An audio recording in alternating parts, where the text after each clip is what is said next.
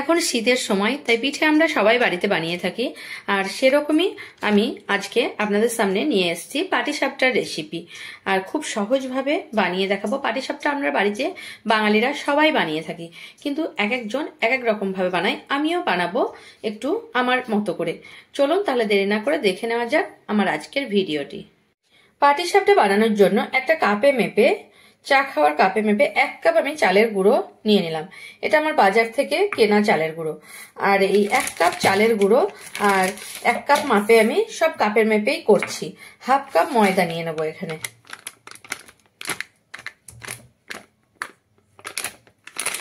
এখানে আমি নিয়ে নিলাম হাফ কাপ মতো ময়দা। আর ময়দা যতটুকু নিয়েছি আমি তার অর্ধেক সুজি নিয়ে নেব। মানে 1 কাপ চালের গুঁড়ো নিলে হাফ কাপ ময়দা, আর ময়দা হাফ কাপ যদি আমি নিয়ে নিই তাহলে তার অর্ধেক সুজি। 1/4 কাপ এখানে সুজি নিয়ে নিলাম। আর এগুলো আমি এখানে একসঙ্গে মিশিয়ে নিচ্ছি। আর নেব আমি এই কাপে মেপে 1 কাপ যেহেতু চালের গুঁড়ো নিয়েছি, হাফ কাপ চিনি। কিন্তু চিনিটা ডাইরেক্ট দেব না, আমি চিনিটা গুঁড়ো করে দেব। এখানে হাফ কাপ চিনি নিয়ে নিয়েছি। আর চিনিটা খুব বেশি পরিমাণে দেওয়া যাবে না, হাফ কাপের কমও আপনারা নিতে পারেন। এখানে হাফ কাপ পুরো নিয়ে হাফ কাপের থেকে জাস্ট একটু কম, 1 চামচ কম আমি নিয়ে নিয়েছি। আর এটাকে আমি গুঁড়ো করে দেব। গুঁড়ো করে দিলে কিন্তু এই যে এটা যখন আমি প্যানে দেব তখন কিন্তু আটকে যাবে না। আর এটা আমি এখন গুঁড়ো করে নেব, তারপর এর সঙ্গে মিশিয়ে নেব। এখানে গুঁড়ো করে নিয়েছি চিনিটা, এখন চিনিটা গুঁড়ো এর সঙ্গে মিশিয়ে দিচ্ছি। আপনারা হয়তো বলতে পারেন গুড় কেন দেওয়া হবে না। গুড় দিয়েও আপনারা করতে পারেন, কিন্তু যেহেতু আমি পুরটা গুড় দিয়ে তৈরি করব তখন আমার অতটা ভালো লাগবে না। এখন আমি দুধ নিয়ে নিয়েছি গরম করে, তারপর ঠান্ডা করে নিয়েছি। সেই দুধটা আমি এখন মিশিয়ে নেব। আর একটা জিনিস আপনাদের বলতে ভুলে গেছি, মিষ্টি জিনিসে সবসময় কিন্তু একটু লবণ দিলে খেতে ভালোই লাগে। তাই আমি 1 চিমটে লবণ এখানে দিয়ে দেবো। আপনারা চাইলে অ্যাভয়েড করতেও পারেন, এটা কোনো অসুবিধে নেই। খুব সামান্য পরিমাণে আমি একটু লবণ এখানে দিয়ে দিলাম। খুব বেশি দেবো না, তাহলে কিন্তু অতটা ভালো লাগবে না। এবারে দুধ দিয়ে আমি মাখিয়ে দেবো। এটা মাখিয়ে নেব। আপনারা চাইলে এটা জল দিয়েও মাখিয়ে নিতে পারেন। একটা ব্যাটার তৈরি করে নেব, একটা পাতলা ব্যাটার। এভাবে ভালোভাবে এটাকে আমি মাখিয়ে নিচ্ছি। এভাবে আপনারা যদি একবার পাটিসাপটা বানান তাহলে কিন্তু আপনাদের এই পাটিসাপটা প্যানে আটকে যাবে না, আর খুব সুন্দরভাবে তৈরি হবে। এভাবে একটা ব্যাটার তৈরি করে নিলাম। আর এই ব্যাটারটাকে আমি এখন সাইডে রেখে দেবো ঢাকা দিয়ে। আপনারা চাইলে কিন্তু আধ ঘন্টা রেখে দিতেও পারেন বা 1 ঘন্টাও রেখে দিতে পারেন, কোনো অসুবিধা নেই। আমি এখন অন্যান্য প্রসেসটা বানিয়ে নেব, তার জন্য এটা ঢাকা দিয়ে আমি এখন সাইড করে রেখে দিচ্ছি। এখন আমি পুরটা বানানোর জন্য এখানে 1 প্যাকেট দুধ নিয়ে নিয়েছি। আর এই 1 প্যাকেট দুধকে আমি কড়ার মধ্যে কেটে দিয়ে দেব।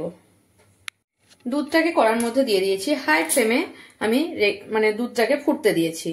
আর দুধটা ফুটে ফুটে একটু আমি দুধটাকে কম করে নেব। এখন 10 থেকে 12 মিনিট দুধটাকে আমি ফুটিয়ে নেব হাই ফ্লেমে। আর মাঝে মাঝে দুধটাকে কিন্তু নাড়তে থাকবো, নইলে তলাতে লেগে যেতে পারে। দুধটা ফুটে উঠেছে। এখন আমি একটা খুন্তি রেখে দিয়েছি আর মিডিয়াম ফ্লেমে রেখে এটাকে ফুটতে দেবো, নইলে দুধটা পড়ে যেতে পারে। মিডিয়াম ফ্লেমে এভাবে নাড়তে থাকবো, তাহলে দুধটা পড়ে যাবে না। এখানে দুধটা ফুটে ফুটে অনেকটাই কমে গেছে। এর উপরে আমি মিল্ক পাউডার দিয়ে দেবো 4 চামচ পরিমাণে, তাহলে তাড়াতাড়ি দুধটা ঘন হয়ে যাবে। এখানে 4 চামচ পরিমাণে দিয়ে দিচ্ছি মিল্ক পাউডার।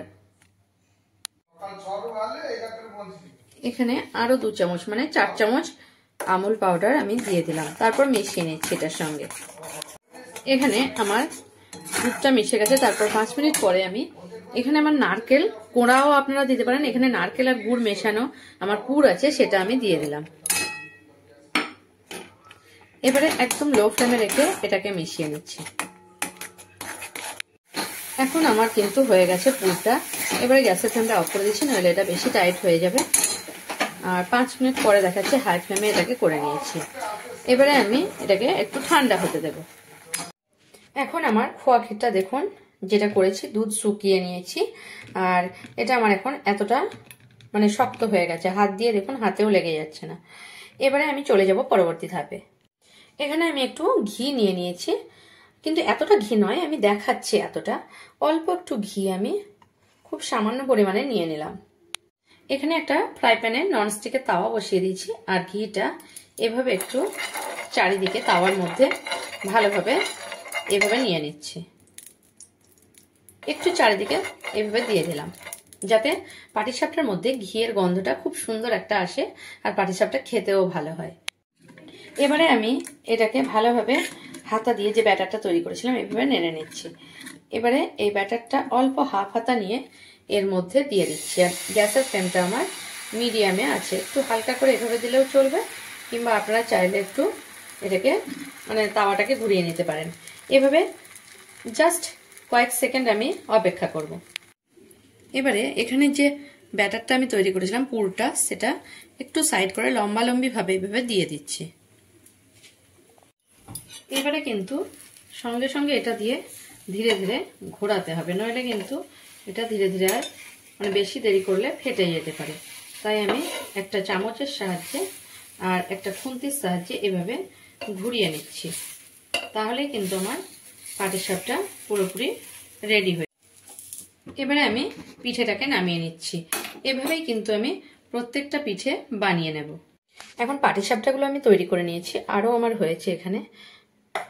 আমার ভিডিও যদি আপনাদের ভালো লেগে থাকে তাহলে আমার চ্যানেলকে সাবস্ক্রাইব করার অনুরোধ রইল, আর কমেন্ট করে জানাবেন পাটিসাপটার রেসিপিটা আপনাদের কেমন লাগলো। যদি ভালো লেগে থাকে তাহলে একটা লাইক করতে ভুলবেন না, আর প্রচুর প্রচুর শেয়ার করবেন।